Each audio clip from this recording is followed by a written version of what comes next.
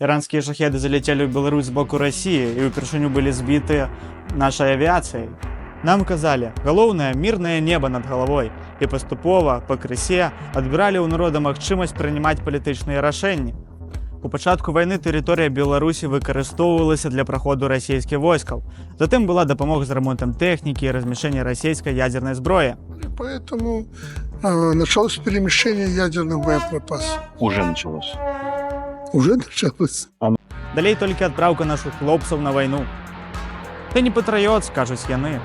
А вы адчуваеце, як растуць заробкі ў працоўных ад кожнай захопленай Пуцінам вёскі пад Данецкам, як растуць стыпендіі ў студэнтаў ад зруйнаваных гарадоў ва ўкраіне. Нас раз'ядноўваюць, садзяць у турмы за няўзгоду з афіцыйнай пазіцыяй. І ў бягучы гістарычны момант мы павінны ўзяць на ўзбраенне салідарнасць, аб'яднанне з аднадумцамі і палітычную адукацыю.